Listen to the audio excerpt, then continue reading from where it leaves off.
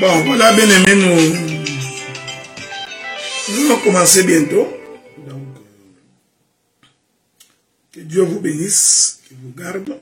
Donc, le temps que nous nous connections également dans notre groupe Nuit Fracassé. Ensuite, on va devoir commencer. Bon, allons-y. Voilà. Bien-aimés frères et sœurs, nous vous saluons dans le précieux nom du Seigneur. Vous tous, frères et sœurs, ministres de la parole,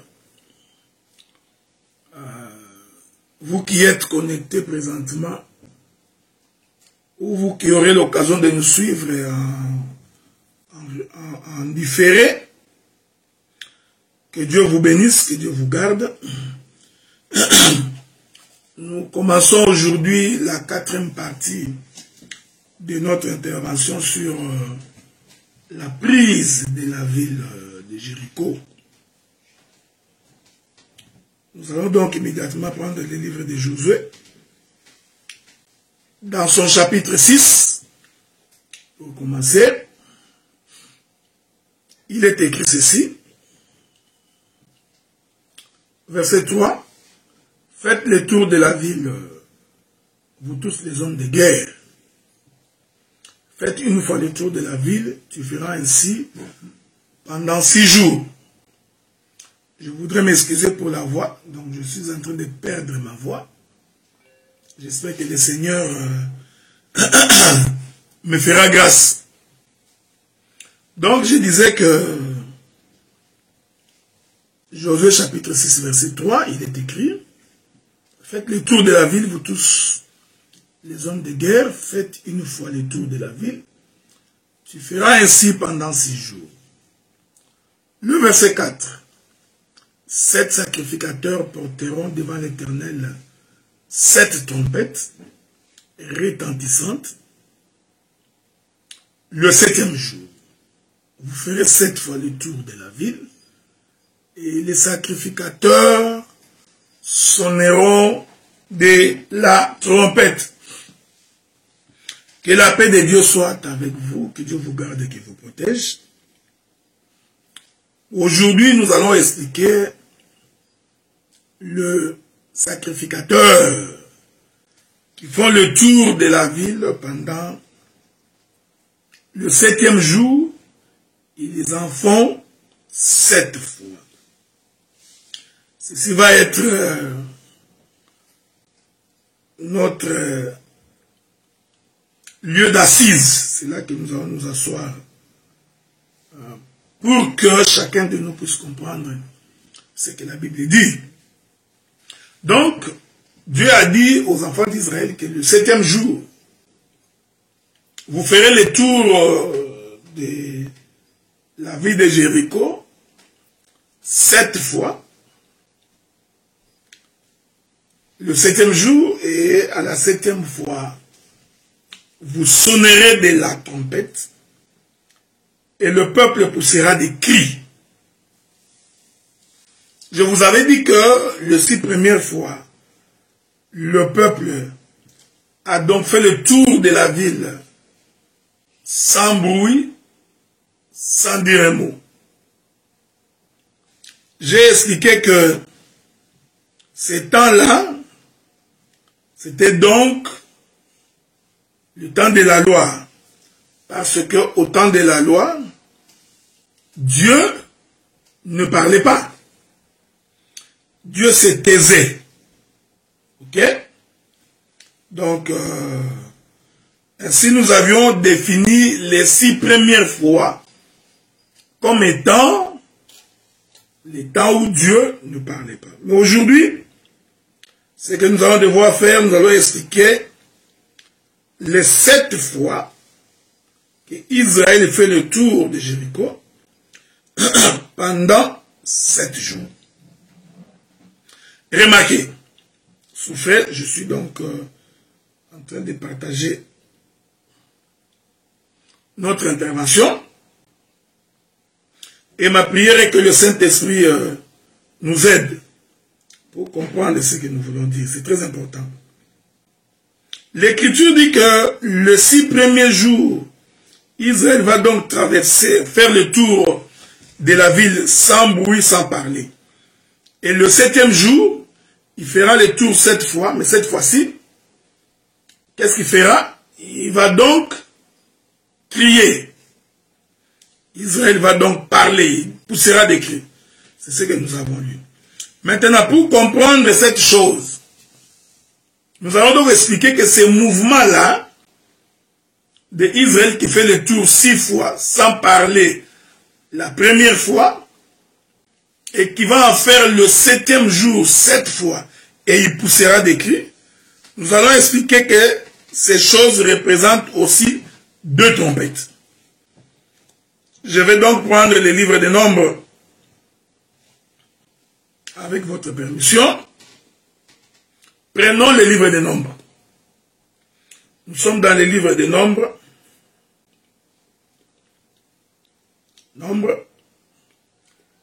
Nous allons faire de notre mieux pour lire le chapitre 10, je crois. À moins que je ne me trompe, mais ça devrait être le chapitre 10. Souffrez, hein? Ça devrait être le chapitre 10. Je suis en train de chercher cette écriture-là pour vous. Nombre, le chapitre 10. Je commence par le premier verset. La Bible dit, l'Éternel parla à Moïse et dit, fais-toi 2 trompettes d'argent et tu les feras d'argent battu. Elles te serviront pour la convocation de l'assemblée et pour le départ du camp. Quand on en sonnera, toute l'assemblée se réunira auprès de toi à l'entrée de la tente d'assignation. Et si l'on sonne que d'une trompette, le prince, le chef des milliers d'Israël se réuniront auprès de toi. Quand vous sonnerez avec éclat, ceux qui camperont à l'Orient partiront. Avez-vous remarqué? L'Éternel dit à Moïse, il dit, tu vas donc faire 2 trompettes d'argent. Les 2 trompettes d'argent que tu feras, il y aura une trompette que l'on sonnera sans éclat. C'est-à-dire qu'on sonnera cette trompette sans faire du bruit. Cette première trompette servira donc au rassemblement du peuple. Ensuite, il y a une deuxième trompette. La deuxième trompette, c'est la trompette du départ. Et cette trompette-là va être sonnée avec éclat. Que la paix de Dieu soit avec vous. Donc, nous expliquons les 6 premiers jours où Israël fait le tour de la ville. Remarquez? Je disais donc, les 6 premiers jours où Israël fait le tour de la ville sans bruit. Il fait le tour, nous disons qu'en réalité, les 6 premiers jours que Israël fait le tour sans bruit, va donc représenter la trompette de rassemblement. Et cette trompette de rassemblement devrait se faire sans éclat, c'est-à-dire sans bruit. C'est pourquoi le peuple a donc fait le tour les 6 premiers jours une fois, mais tout en restant silencieux. Donc, ces 6 tours-là, c'est une trompette de rassemblement. Mais la Bible dit, le 7e jour, Israël fera le tour 7 fois, le 7e jour. Ensuite, le sacrificateur sonneront de la trompette et Israël poussera des cris et il entrera dans la ville de Jéricho. Donc, cette trompette qui est sonnée avec éclat le 7e jour, cette trompette va représenter donc la deuxième trompette selon Nombre chapitre 10. Donc, c'est la trompette du départ. Que la paix de Dieu soit avec vous. Donc, la première trompette, c'est la trompette de rassemblement que je suis en train de résumer par le 6 premiers jours au cours duquel Israël fait le tour de Jéricho sans parler. C'est une trompette qui est sonnée mais sans éclat. Et le 7e jour, Israël fait le tour de la ville 7 fois et le sacrificateur vont donc sonner de la trompette et le peuple poussera des cris.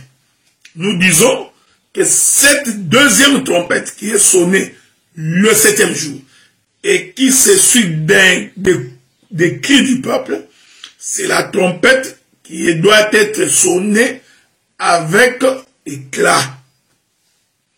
Et la paix de Dieu soit avec vous. Comme dans les habitudes, nous allons faire un petit détour dans le jardin pour confirmer ce que nous disons.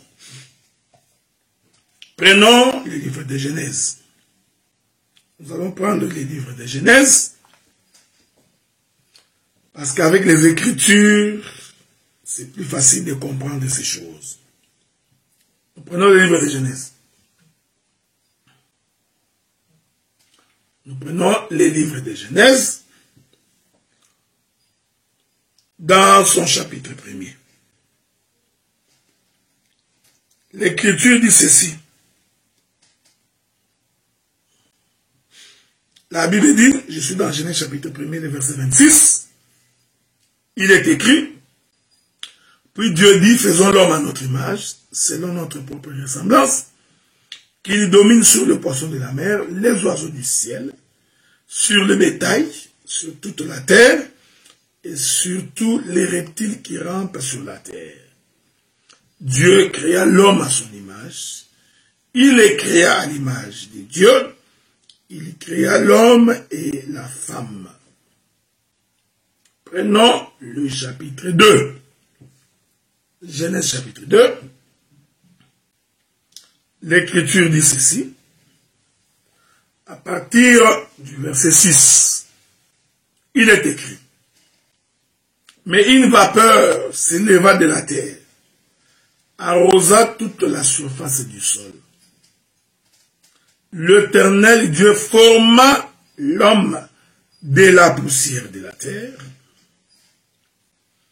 Il souffla dans ses narines un souffle de vie, et l'homme devint un être vivant. Donc, nous allons faire ressortir la prise de Jéricho dans ces textes. Comme nous avons un Dieu qui se répète, un Dieu qui parle tantôt d'une manière ou tantôt d'une autre, jusqu'à ce que l'homme puisse comprendre. Alors nous allons devoir faire ressortir la prise de Jéricho dans la création d'Adam. Remarquez, je me permets d'abord de vous résumer la prise de Jéricho avant de toucher le prophète Adam pour que tu ne puisses pas te perdre. Israël fait le tour de la ville 6 fois, sans bruit. Le 7e jour, il en fait 7 fois le 7e jour. Le sacrificateur sonne de la trompette et le peuple pousse les cris et ils entrent dans Jéricho. J'ai expliqué que les 6 premiers tours, c'est ça, la trompette de rassemblement, selon les livres de Nombre chapitre 10. Et cette trompette de rassemblement devrait être sonnée sans éclat, parce que le peuple s'est rassemblé. Ensuite, il y a la deuxième trompette que l'on doit sonner avec éclat pour que le peuple se déplace. Donc, vous comprenez que ce qui se passe dans la prise de Jéricho, il s'agit de deux trompettes que l'on sonne pour la prise de Jéricho. C'est comme ça que vous comprendrez dans mon intervention, dans ma marche, comment j'expliquerai que Jéricho c'est aussi le ciel, c'est aussi le paradis. Maintenant, je suis rentré visiter le frère Moïse pour vous dire que Dieu, pour former Adam, qu'est-ce que Dieu fait? Dieu va donc rassembler la poussière de la terre. Donc, la poussière de la terre a été appelée au rassemblement. Ok? L'Écriture dit, Dieu forma l'homme de la poussière de la terre. Donc, la main de Dieu a donc formé l'homme.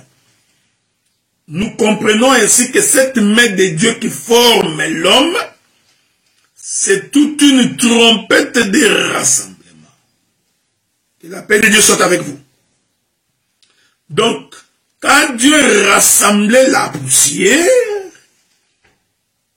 ceci symbolisait les 6 premiers jours où Israël fait le tour de Jéricho sans dire un mot. C'est ça, Adam comme poussière rassemblée. Donc, le rassemblement d'Adam est une trompette de rassemblement. Vous m'excuserez, il y a tellement des appels qui rentrent. Donc, la création d'Adam par le rassemblement de la poussière est donc l'image d'une trompette que l'on sonne sans éclat. Parce que quand Dieu rassemble, qu'est-ce que Dieu fait? Il est en train de former. Je disais ceci. Donc, le rassemblement d'Adam procède de rassemblement de la poussière. En d'autres termes, ce rassemblement de la poussière, c'est la main de Dieu qui opère ces rassemblements. Et ces rassemblements est fonction d'une trompette qui a été sonnée. Donc nous comprenons que quand Dieu créait Adam, Dieu sonnait de la trompette. Ok? Et cette trompette, c'est une trompette de rassemblement. Cette trompette est une trompette qui doit être sonnée sans éclat. Tout comme Israël qui fait le tour de Jéricho sans dire un mot. Mais l'écriture que nous avons lue avec vous nous renseigne que une fois que le corps d'Adam est rassemblé, qu'est-ce que Dieu fait?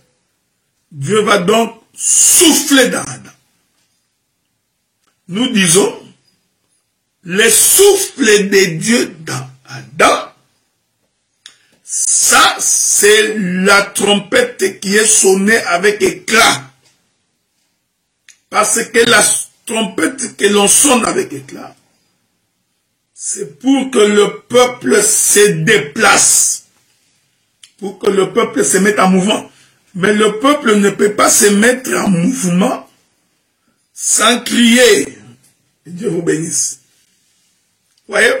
Donc, Israël est entré dans Jéricho en poussant des cris. Ces cris-là, c'est ce que nous expliquons par la trompette que l'on sonne avec éclat. Voyez-vous? Et cette trompette qui est sonnée avec éclat est donc sonnée le 7e jour. Que Dieu vous bénisse. Donc, les 6 premiers jours, nous disons, c'est un rassemblement silencieux. Donc, c'est la trompette que l'on sonne sans éclat.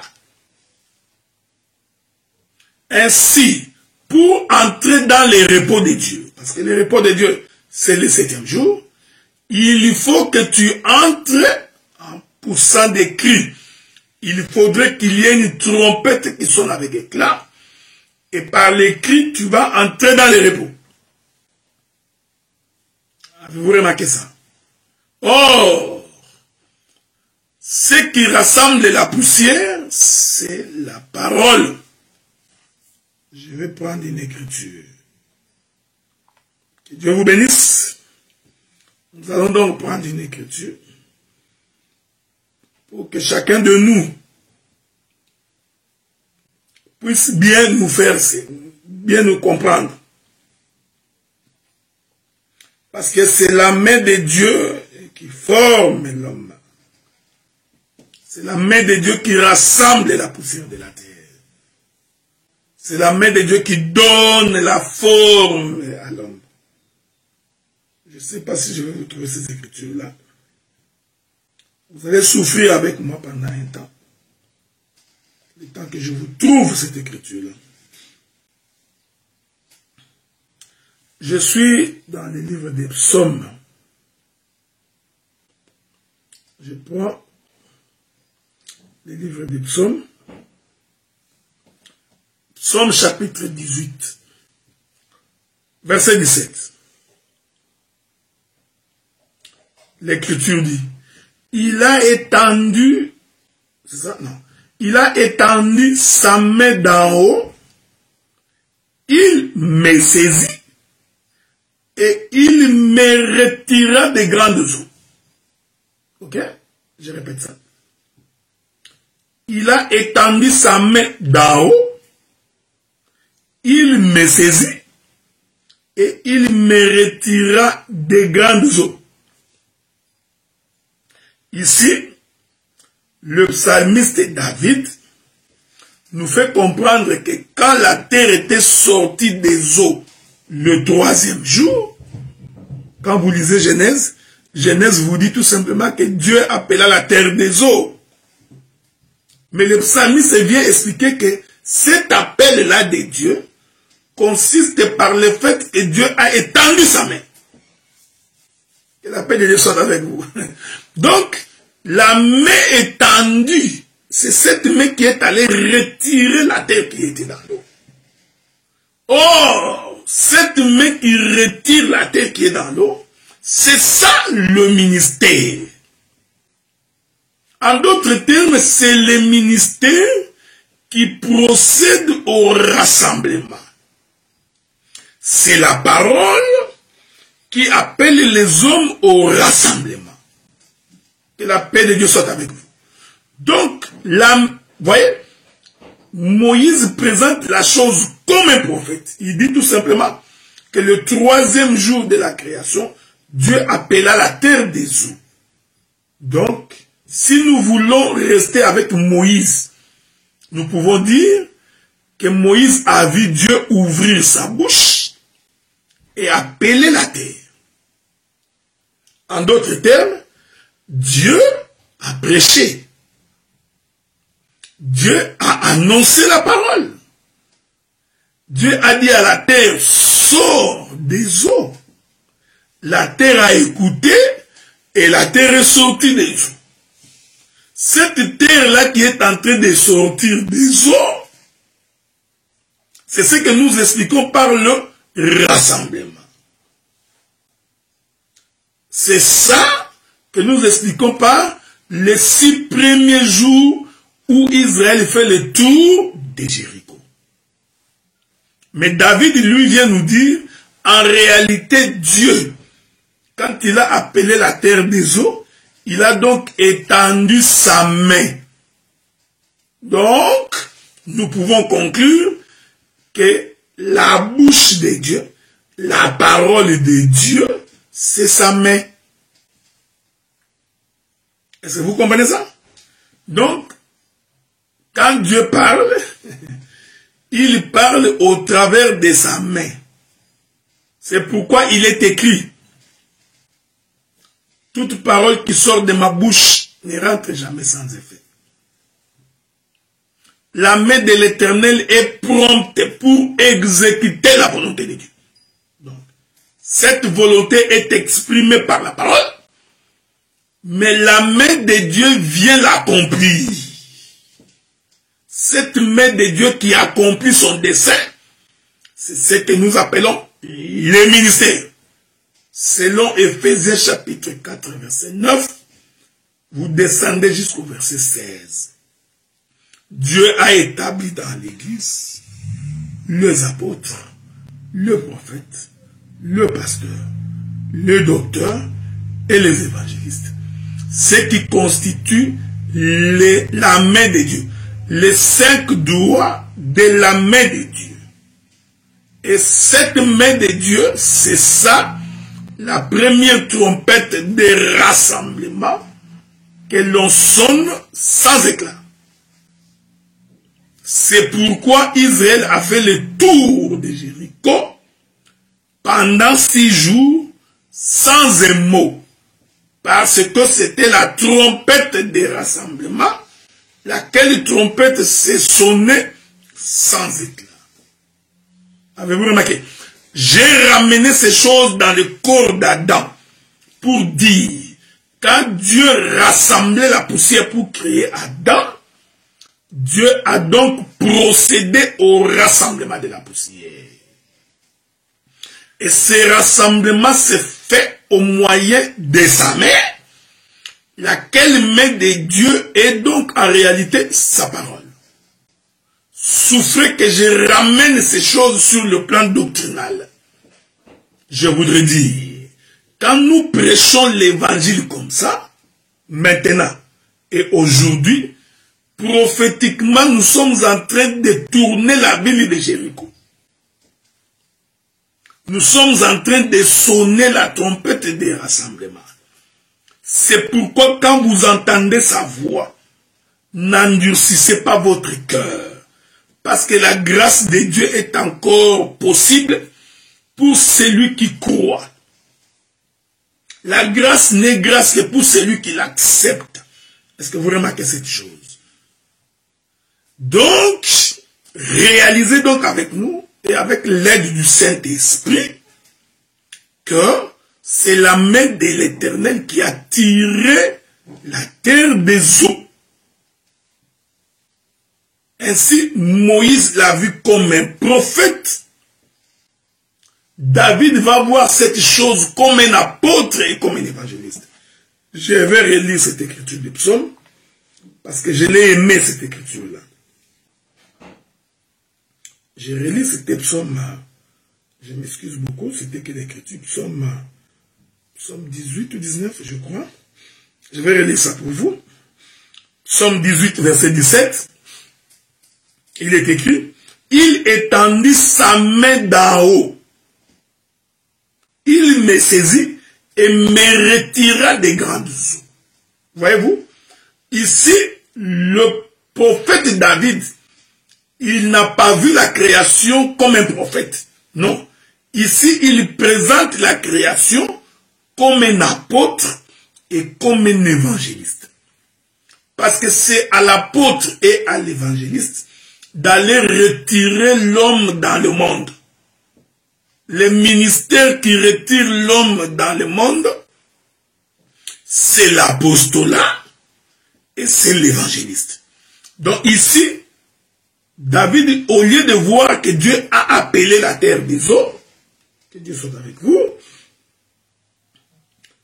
au lieu de considérer que Dieu a seulement appelé la terre des eaux, non, David lui voit que Dieu a étendu sa main du haut des cieux. Qu'est-ce que je voudrais dire?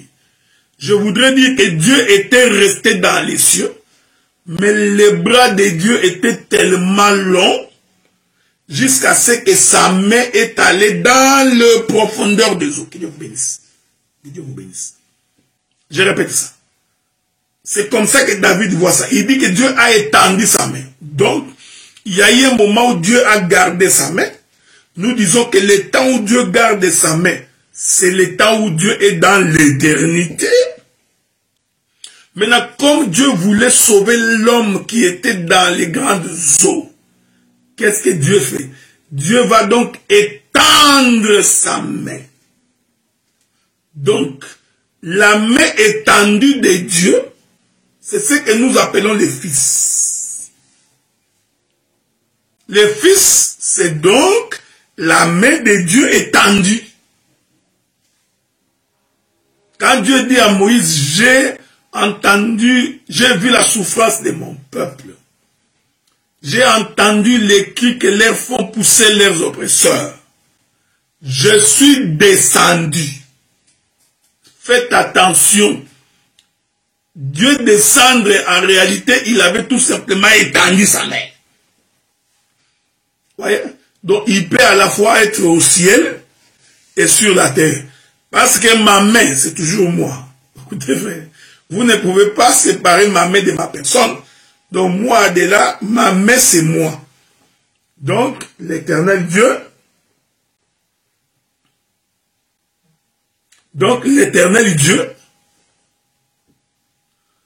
il est resté au ciel, mais il a étendu sa main. La main étendue, là, c'est ce qu'on appelle les fils. Donc, quand le fils était sur la terre, en réalité, c'était la main de Dieu qui était sur la terre. Vous voyez ça, frère? C'est pourquoi l'Écriture dit que dans leur détresse, ils invoquèrent l'Éternel. L'Éternel leur envoya sa parole. La parole qu'on envoie là, c'est ça la main de Dieu. Et cette main-là, nous disons, c'est Jésus. C'est pourquoi quand nous annonçons la parole maintenant, nous présentons la main de Dieu. Quand nous disons que la main de Dieu te touche, il ne faut pas imaginer qu'il s'agit d'une main physique comme ça, qui va aller toucher ta vie.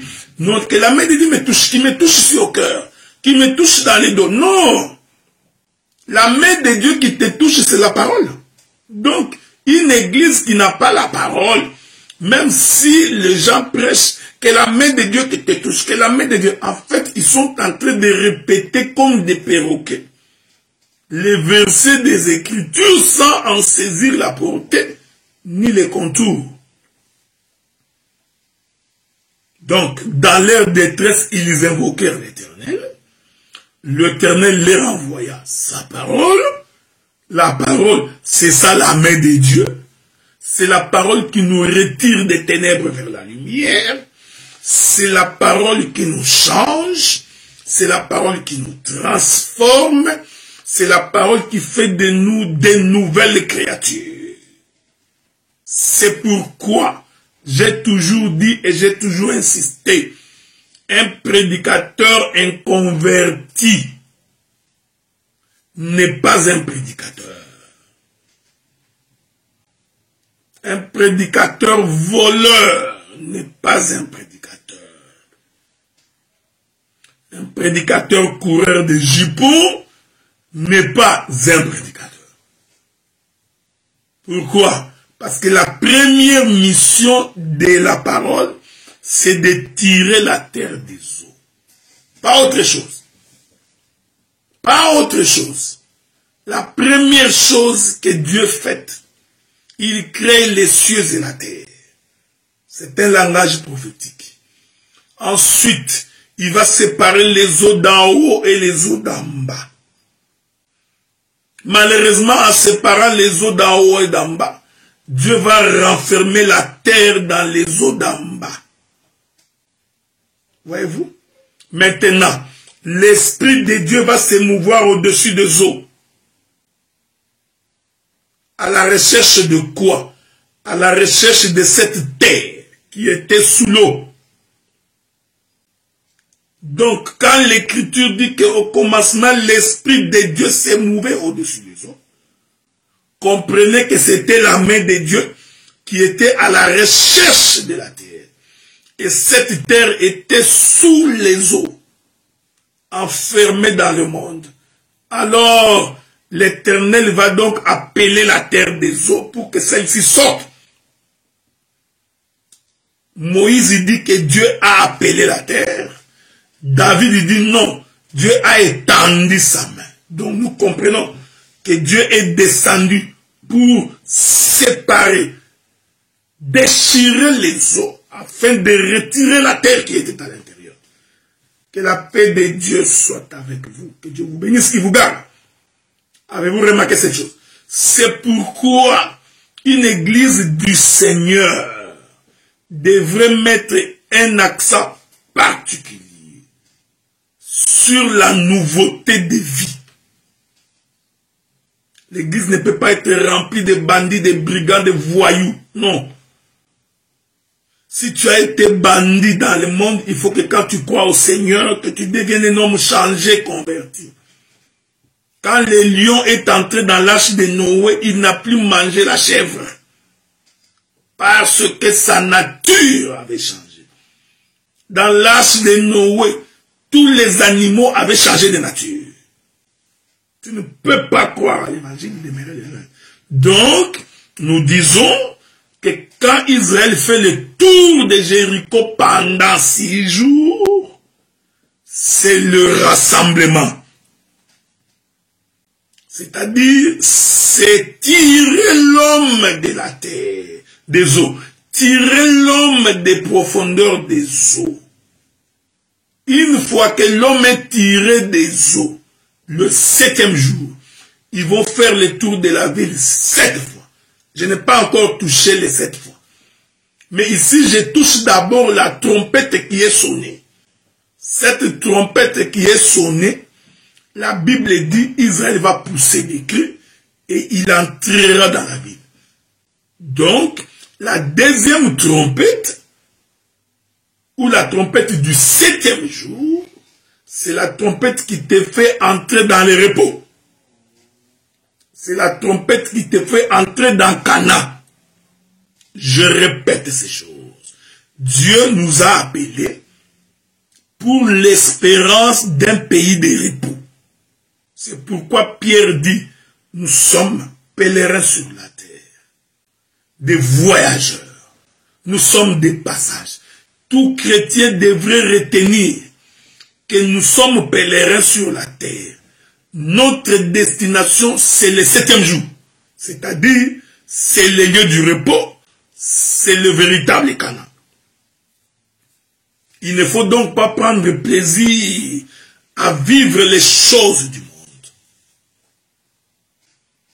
Un véritable chrétien a le regard fixé vers la nouvelle cité, vers Jérusalem, notre demeure éternelle. Voilà pourquoi il faut éviter d'être focalisé sur les choses terrestres, sur la beauté du monde. L'homme se soucie pour de l'argent, il se soucie pour les vêtements, il se soucie pour son apparence, il se soucie pour son travail, plus que se soucier pour Dieu. Non, bien-aimé dans le Seigneur. L'homme devrait avoir les soucis permanents d'entrer dans le repos. C'est pourquoi j'ai dit, quand l'Éternel souffle dans Adam, Adam devint un être vivant. Le souffle de Dieu là, c'est la trompette que l'on sonne avec éclat. C'est ça le cri du peuple. Parce que dès que le souffle est entré dans Adam, Adam est devenu un être vivant. Voyez-vous? Donc nous avons ici 2 temps avec Adam. Il y a le temps de son rassemblement, comme la poussière rassemblée. Ensuite, il y a le temps où Adam se met en mouvement. Il ouvre sa bouche et commence à donner les noms aux animaux.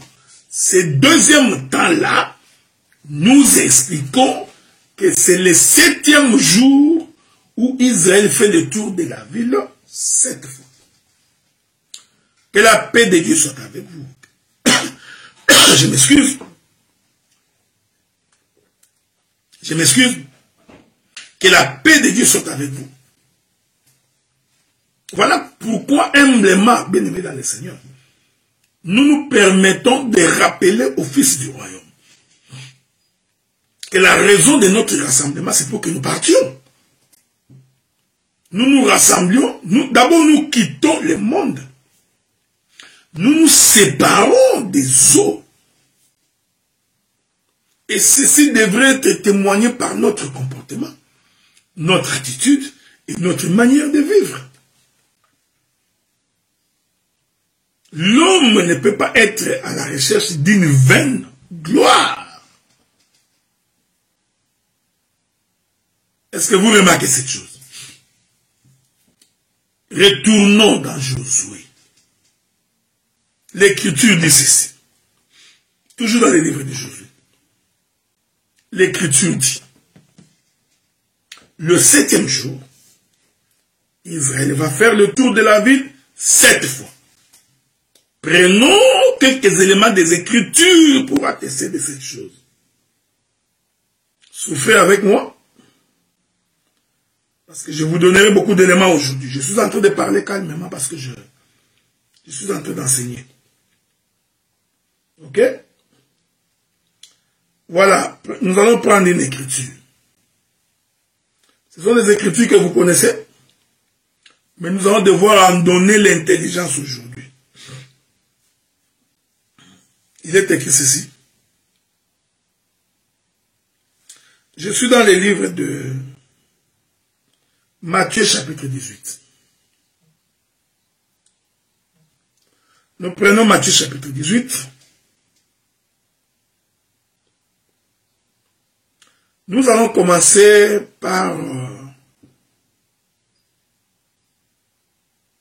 le verset 21. Matthieu chapitre 18, verset 21. Lisons.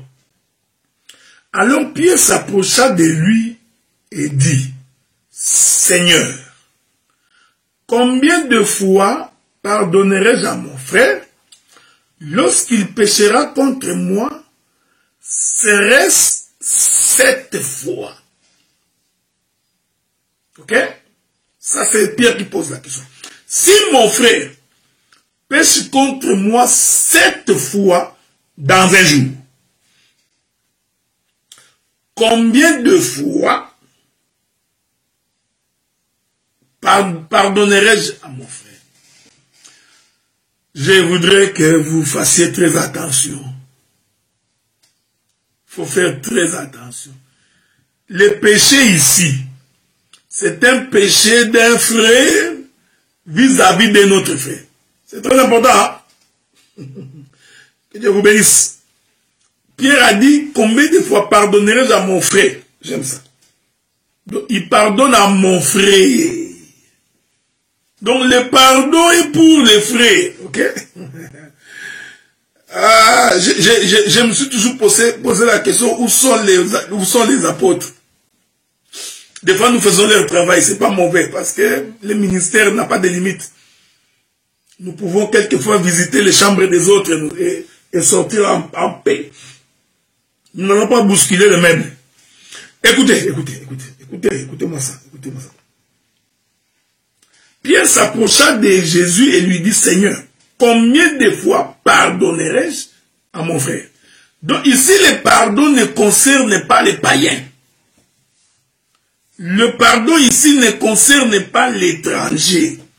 Le pardon concerne le fait qu'un frère a péché contre son frère. Jésus lui dit, je ne te dis pas jusqu'à 7 fois, mais jusqu'à 70 fois 7. Que la paix de Dieu soit avec vous. Le pardon ici, c'est 70 fois 7. Bon, je ne sais pas où est-ce que j'ai mis mon stylo. Je ne le retrouve pas ici, sinon on allait faire quelques petits calculs. C'est pas grave. Précisons. Donc celui qui pêche 7 fois contre son frère, ce n'est pas toi et moi. Bon, prenons ça de façon naturelle. Donc, je viens, je te vole l'argent, j'ai péché contre toi. Mon frère, pardonne-moi, tu me pardonnes. Je retourne demain, je vole encore l'argent. Mon frère, pardonne-moi, tu pardonnes. 7 fois, je veux qu'on a te volé l'argent. Je ne suis pas ton frère. Il est merveilleux. Vous comprenez que Dieu ne parlait pas de ces péchés-là. Si j'ai entendu déjà ici, la Bible dit, tu pardonneras à ton frère 70 fois, 7 fois. Oh! Pourquoi moi devais-je pardonner à mon frère quand il n'a pas péché contre moi? Je vais prendre un exemple. Toi, tu prends la femme de ton frère. Tu couches avec. Donc, s'il y a quelqu'un qui doit te pardonner 70 fois, 7 fois, ça devrait donc être celui auprès de qui tu as pris la femme. Donc, moi, ça ne me concerne pas. Ne me demandez-moi pas de te... Que la paix de Dieu soit avec vous. Hein? Donc, celui qui pêche, il pêche contre son frère.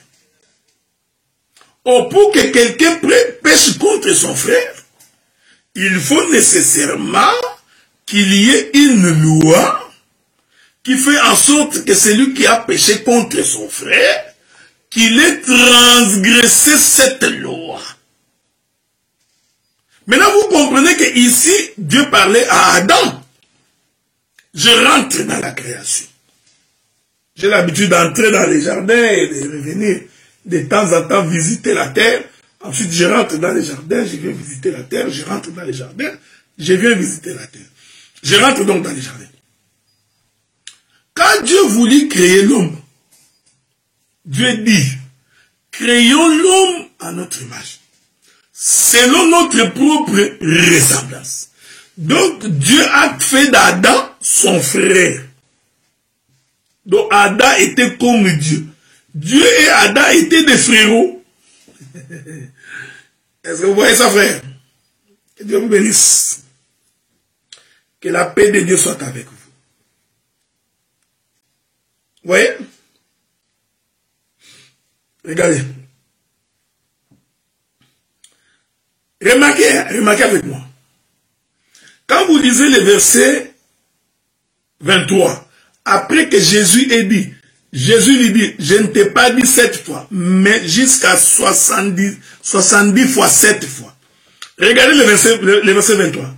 C'est pourquoi le royaume des cieux est semblable à un roi qui voulut faire rendre compte à ses serviteurs. Donc, ce que Jésus dit ici, c'est une histoire qui concerne le royaume. Donc, il ne s'agit pas de ton conflit avec ton beau-frère, ni avec ta belle-sœur. Avez-vous remarqué ça? Donc, Dieu, quand il crée Adam, Dieu fait en sorte que Adam soit comme lui. Donc, Adam et Dieu étaient devenus des frères. Et je vous ai dit que pour qu'un frère pêche contre son frère, il faut qu'il y ait la transgression de la loi. Parce que l'Écriture dit, le péché c'est la transgression de la loi. Donc, n'eût été la loi, je n'aurais pas connu le péché. C'est par la loi que j'eusse connu le péché. Donc, pour qu'il y ait péché, il faut qu'il y ait transgression de la loi. Que la paix de Dieu soit avec vous. Est-ce que vous comprenez ces choses? Donc, quand Pierre pose cette question, si mon frère pêche contre moi 7 fois, combien de fois pardonnerai-je à mon frère? Il faut faire très attention ici, il faut faire très attention. Il faut faire très attention. Écoutez maintenant. Oh, celui à qui Dieu a donné la loi, c'est Adam. Il dit à Adam, tu mangeras de tous les fruits des arbres du jardin. Quant au fruit de l'arbre qui est au milieu du jardin, je te dis, tu n'en mangeras pas. Dieu va donc établir maintenant la loi entre lui et son frère. Vous voyez, frère, hein? Donc, Dieu fait la loi, il institue la loi entre lui et son frère. Maintenant, Pierre va dire, si ton frère pêche contre toi. Ainsi, nous comprenons que lorsque Adam désobéit à la loi de Dieu, Adam est donc ses frères qui a péché contre son frère. Que la paix de Dieu soit avec vous. Avez-vous remarqué ça? Donc, Adam est donc le frère qui a péché contre son frère. Maintenant, le Seigneur dit, Je vais introduire ces choses, je reviendrai avec ça. Si pas demain, je pourrai revenir lundi. Parce qu'il faut que je finisse l'enseignement sur la prise de Jéricho. Je prends tous les coins, recoins. Je vais visiter tous les appartements des salons. Nous allons dépiécer Jéricho dans tous ses détails. Vous comprenez que je peux faire 2 semaines, 3 semaines donc. Je viens de faire 1 semaine sur le même sujet. À supposer que c'était le dimanche que j'ai prêché, donc j'aurais déjà fait 2 mois. Ok? Bon. Sauf que je ne peux pas faire 6 mois du haut de la chair. Il faut être méchant, quoi. Regardez. Lui, le frère Pierre, avait compris que son frère ne devrait pécher contre lui que 7 fois. Et le Seigneur répond, le pardon lui sera accordé 70 fois 7. Quand vous faites 70 fois 7, vous avez 490. Il faut retenir cette date-là. Parce que je vais revenir ces chiffres-là. Je reviendrai là-dessus la semaine prochaine. Quand vous faites 7 fois 7, ça fait 99. 480, ça fait 490, comme disent les Belges. C'est plus facile pour moi. 490. Nous irons consulter les prophètes Néhémie la semaine prochaine. Parce que le prophète Néhémie répond à cette question. Il va nous expliquer c'est quoi 490. Vous voyez frère, c'est dans la Bible. Hein? C'est dans la Bible. Mais ce qui m'intéresse pour aujourd'hui, c'est là où je vais conclure. Avec l'aide du Seigneur, je parlais beaucoup. Hein? Bon, c'est là que je vais conclure pour aujourd'hui. Parce que c'est 1 heure d'intervention, ok? C'est là que je vais conclure. Regardez. Je vais prendre une écriture. Prenons une autre écriture. Que la paix de Dieu soit avec vous. C'est Dieu qui nous inspire, qui nous rassure. Je vais prendre le livre de Lévitique.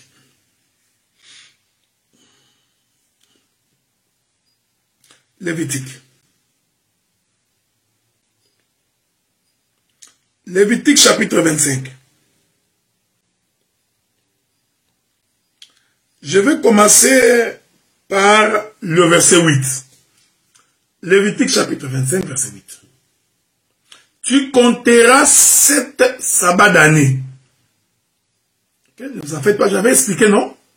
7 jours, c'est 7 ans. J'avais déjà expliqué ces choses-là. Okay? Il fallait consulter mes précédentes interventions. J'ai expliqué que 1 semaine, c'est 1 année. Donc, l'écriture dit, tu compteras 7 sabbats d'année. 7 fois 7 années. Ok? Que la paix de Dieu soit avec vous. Le 7e jour, Israël va faire le tour de la ville 7 fois. Donc, il a fait le 7e jour fois 7. Maintenant, je consulte Moïse pour me rassurer que je suis sur le bon chemin. Moïse dit, tu compteras 7 sabbats d'année, virgule. 7 fois 7 années. Le jour de ces 7 sabbats d'année feront 49 ans. Que la paix de Dieu soit avec vous. Je gardais les 499. Ça, je vais les toucher la semaine prochaine. Souffrez que demain je prenne une pause. Donc lundi je reviendrai. Laissez d'abord 400, parce que Jésus a dit à Pierre, tu pardonneras à ton frère. Le frère, j'ai expliqué ici que c'est Adam. Celui qu'on pardonne ici, c'est Adam. Et Dieu dit, tu le pardonneras, moi Dieu je le pardonnerai, 70 fois 7. Et 70 fois 7 font 490. Prenez ça, mettez au congélateur. Ok? Rentrons maintenant dans Lévitique. Dans Lévitique, Dieu dit, tu compteras 7 sabbats d'année. 7 fois 7 années. Et les jours de ces 7 sabbats d'année feront 49. Or, Israël a fait le tour de la ville 7 fois 7. Le 7e jour, il fait le tour 7 fois. Donc, que Dieu vous bénisse. Regardez. Si vous prenez du premier jour au 7e jour, ça fait le chiffre 7. Et le 7e jour, ils vont faire le tour de la ville 7 fois. Ça fait 49. Est-ce que vous me suivez? Je vais me répéter calmement, bien aimé sœur Francine. Je me répète calmement. Israël arrive devant Jéricho. Le 6 premiers jours, il fait le tour de la ville 6 fois. Nous arrivons le 7e jour. Le 7e jour aussi, il fait le tour de la ville. Donc du 1er au 7e jour. Ça fait 7 tours. Mais le 7e jour, il ne fait pas seulement un tour, mais il en fait 7 fois. Donc, quand vous prenez 7 jours, parce qu'en réalité, Israël a fait 7 jours de tour. Ok? Mais le 7e jour, il a fait 7 fois. Donc, vous prenez 7 fois 7, ça vous fait 49. Gardez les 490. Ne les touchez pas encore. C'est un bonus que je vous réserve. C'est un bonus. Laissez-les à côté. Ça fait 49. Maintenant, le Seigneur va expliquer ce qui va arriver. Il dit ceci. Souffrez, hein? Je suis en train de vouloir revenir sur cette écriture-là. Avec votre permission, souffrez. Rentrons là où nous étions. Ok? Dans le livre de Lévitique, chapitre 25. Je vais rentrer là-bas. On va continuer notre petite visite là-bas. Ok? Je rentre là-bas. Écoutez ce que le Seigneur dit. Il dit ceci. Lévitique, chapitre 25. Il dit ceci.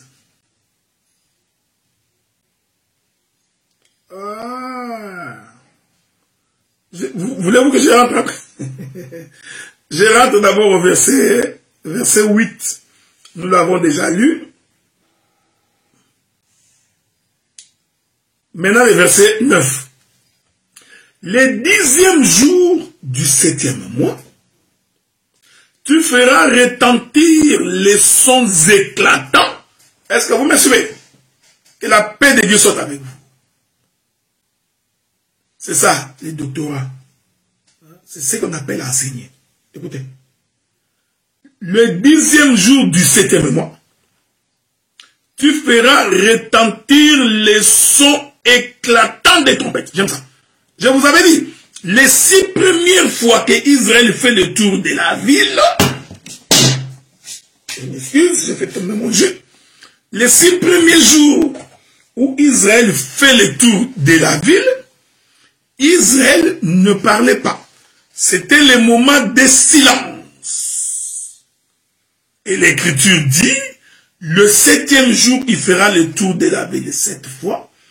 Mais cette fois-ci, les sacrificateurs sonneront de la trompette et le peuple poussera des cris. Donc, le premier temps, silence. Le deuxième temps, Israël parle. Il écrit. Je crois qu'avant-hier, j'ai expliqué ça dans mutété de Zacharie. Quand j'ai expliqué pourquoi Zacharie était mioué, je me suis attelé là-bas pendant longtemps. J'ai expliqué que Zacharie lui-même était deux trompettes. Zacharie, c'était une trompette miouette. C'est ça, Israël, qui fait le tour de la ville pendant 6 jours sans bruit. Mais quand le fils est né, Zacharie ouvre sa bouche et parle. C'est la trompette sonnée avec éclat. Ça, je crois que j'en avais déjà parlé. Ici, maintenant, regardez ce que Moïse nous apprend. Moïse était un homme intelligent. Moïse explique que, après 7 fois 7, ça fait 49. Qu'est-ce que vous ferez? Le 10e jour du 7e mois, tu feras retentir les sons éclatants. Donc, nous comprenons que c'est la trompette que l'on sonne avec éclat. Oh, je vous ai dit, quand on sonne la trompette avec éclat, c'est pour que le peuple se mette en mouvement. C'est pour que le peuple se déplace. Que la paix de Dieu soit avec vous. Que Dieu vous bénisse. C'est pour que le peuple rencontre le pays de Jéricho. Alors, il est écrit ici. Tu feras retentir les sons éclatants de la trompette. Quel jour? Les jours des expiations. Oh, par expiation, nous comprenons que c'est le pardon du péché. Il est merveilleux, il est merveilleux. Est-ce que vous me suivez? Que Dieu est bon. Or, la trompette des expiations, c'est la trompette du pardon du péché. Donc, quand le peuple se présentait devant le sacrificateur, il amenait l'offrande d'expiation, c'est-à-dire l'offrande pour le pardon de ses péchés. Oh, Pierre a posé la question à Jésus. Combien de fois pardonnerai-je à mon frère s'il pêche 7 fois dans un jour contre moi? Jésus, vous comprenez ici? Donc, Jésus va donner l'interprétation de la trompette d'expiation. Parce que celui qui pêche a besoin du pardon. C'est-à-dire, il nous faut l'offrande d'expiation. Il dit, 70 fois 7, 480. Mettez ça au frigo. Oh, celui qui avait péché, c'est Adam. Je vous ai démontré ça. Adam, c'est lui le frère de Dieu.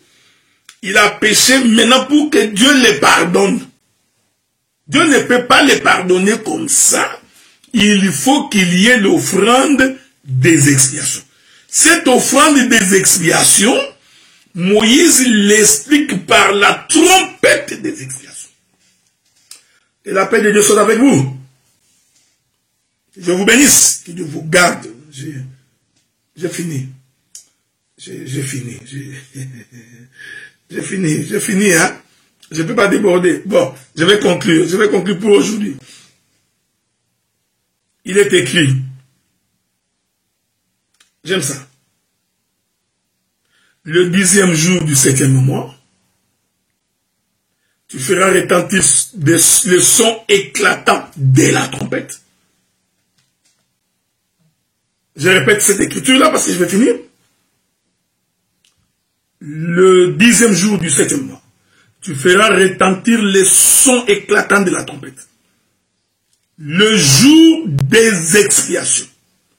Vous sonnerez de la trompette dans tous les pays. Ces jours-là, les jours des expiations. La trompette sonnera dans tous les pays. L'Écriture dit, vous sanctifierez la 50e année et vous publierez la liberté dans les pays. Pour tous ses habitants, ça sera pour vous les jubilés. Chacun de vous retournera dans sa propriété. Chacun de vous retournera dans sa famille. Il est merveilleux. Adam, le frère de Dieu, il a transgressé la loi de Dieu. Il pécha contre l'Éternel. Voyez-vous, il a péché 7 fois dans un jour contre Dieu. Dieu va les chasser. Maintenant, pour que Dieu les récupère, il faut qu'il y ait le jubilé. Or, pour qu'il y ait jubilé, il faut qu'il y ait 7 fois 7. Donc 7 années fois 7 pour faire 49. Dès que la 49e année est totalisée, nous entrons automatiquement dans les cinquantenaires. Je vais y arriver. Parce que les cinquantenaires, c'est ça le repos. Que Dieu vous bénisse. Donc, mais pour que tu rentres dans ces repos-là, c'est-à-dire pour entrer dans Jéricho, il faut qu'il y ait la trompette des expiations. Une fois que la trompette des expiations est sonnée, nous proclamons le jubilé. Chacun de nous rentre dans sa propriété. Donc, Adam doit rentrer dans le jardin.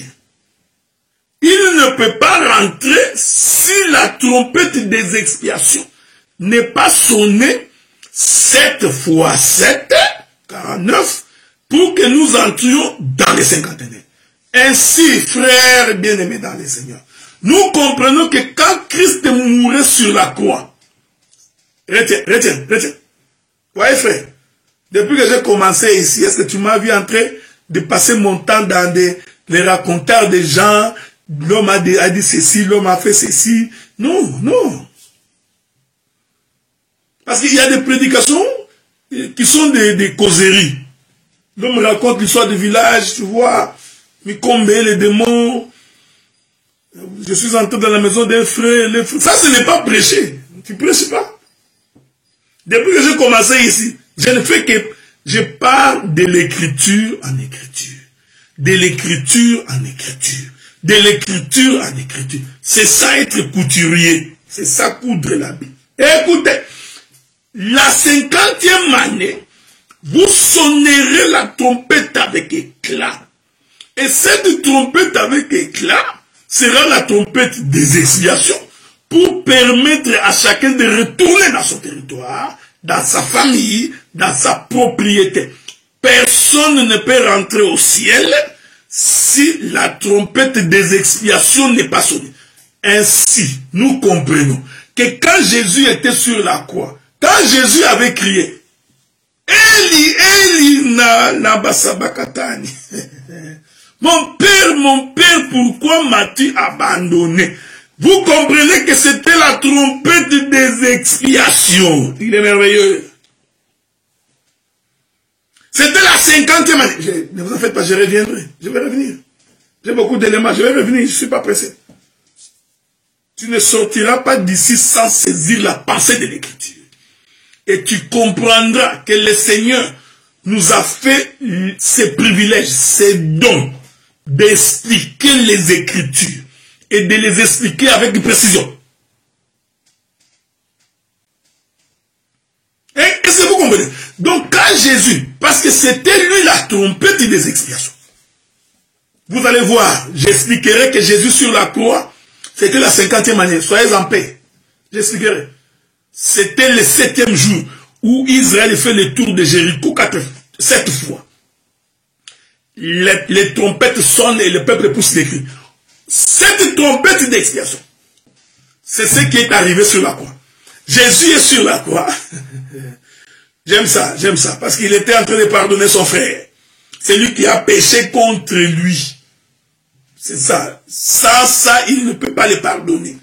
Jésus prophétisait sur sa mort. Quand il disait à Pierre, c'est 70 fois 7 qui te pardonnera. Je vais revenir.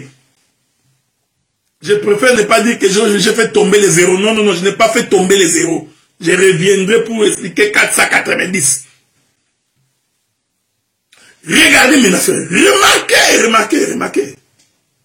Donc quand Jésus est en train de crier sur la croix, Eli, Eli, nabasabakatan, c'est-à-dire, mon Dieu, pourquoi m'as-tu abandonné? La Bible dit, et il poussa des cris. On va lire ça. Je vais lire ça pour te faire plaisir. Que tu te plaises dans le Seigneur. Que ceci te donne le goût de l'évangile. Que ceci te donne le goût de la parole. Si avec des choses comme ça, tu n'aimes pas la parole, c'est que tu es vraiment un homme maudit.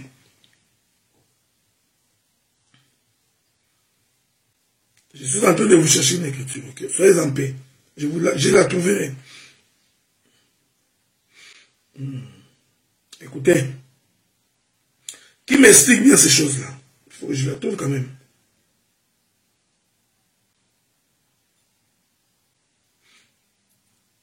Je cherche une écriture.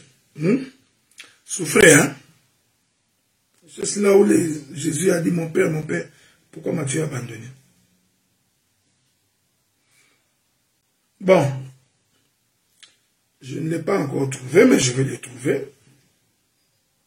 Soyez en paix, soyez en paix. C'est là qu'on va finir. J'ai appris que mon bien-aimé frère Roland est au Congo. Il avait perdu sa mère, donc nous lui présentons toutes nos condoléances. Ok? Nous lui présentons toutes nos condoléances. Je prends le livre de... Est-ce que c'est Jean qui nous explique ça très bien? Allons voir ce que Jean écrit. Okay. Soufflez, hein? On va voir ce que Jean écrit. Je suis dans les livres des gens. Bon, non, pourquoi je trouve cette écriture-là? Mon bien-aimé Guylain, tu es où? Toi qui me donnes des écritures tout le temps.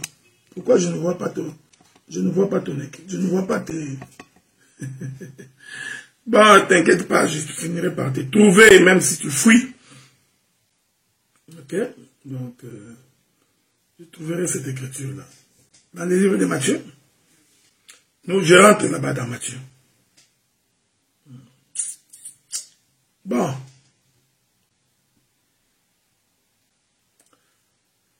Ouf. Bon, je prends le livre de Matthieu. C'est pas l'écriture que je cherche. Pourquoi cette écriture-là semble ne pas sortir ici? Bon, je finirai par la trouver quand même. Hein, je m'excuse, je vous ai pris beaucoup de temps, mais que Dieu nous garde, j'ai trouvé cette écriture-là. Je voulais dire ceci, frère. La Bible dit ceci. Donc, quand Jésus arrive, Matthieu 27, verset 46. Bien-aimé Rocky, que Dieu te bénisse. Matthieu 27, verset 46. Bon, rentrons là-bas. Matthieu 27, verset 46. Lisons cette écriture. Il est écrit ceci. Voilà. La Bible dit, je commence par le verset 43. C'est mieux. Les brigands, il s'est confié en Dieu que Dieu les délivre maintenant s'il aime, car il a dit, je suis fils de Dieu. Les brigands crucifiés avec lui l'insultaient de la même manière. Depuis la 6e heure jusqu'à la 9e heure, il lui eut des ténèbres sur toute la terre. Vers la 9e heure, Jésus s'écria d'une voix forte. Ah, c'est ce que j'ai cherché. Voilà. Parce que la trompette des expiations devrait être sonnée avec éclat. Avez-vous remarqué ça? J'aime ça. Que Dieu te bénisse, mon bien-aimé Rocky. Donc, vers la 9e heure, je vais vous éviter beaucoup de choses ici. Jésus s'écria d'une voix forte.